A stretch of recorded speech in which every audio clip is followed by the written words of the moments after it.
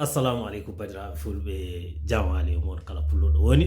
so pullo arima jamale ma on jiyande video jalade ola to do mi segi dores magziane bay bandirabe ko mi belti ko bonera men jalde kana yotto dama ton manam mi nari wobbe mbiya ma change nationalité ji ala wata jawe wadde fisalité mirso pulo ardo mi halani non badira métaphraji mawbe fulbe hala mawdo ya nyalla e ladde kono waltato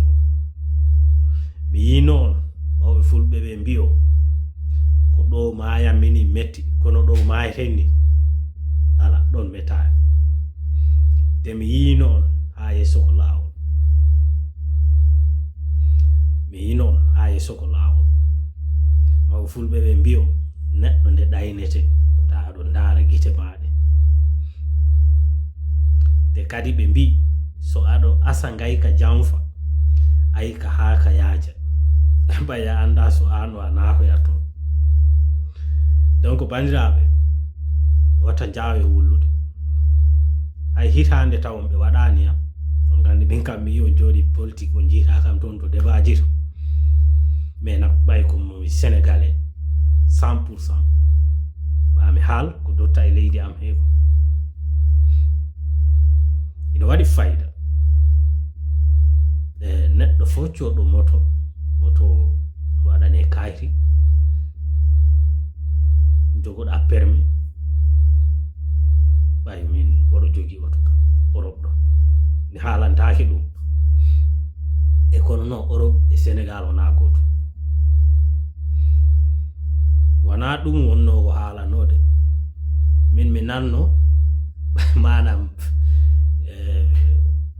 collidi mi anda kalanno walla ko hol on kalanno o yino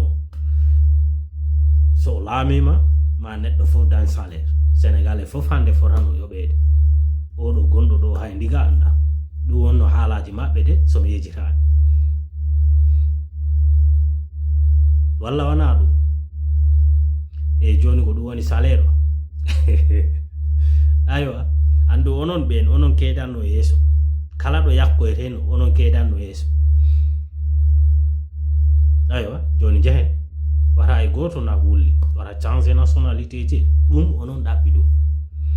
kala ko kebdon don wara bulle ya de ko seda woni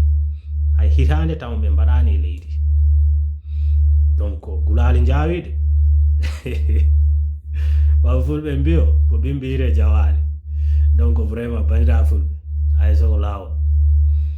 antan ittata tampere maade goddo ittata basal ma a jaba ligade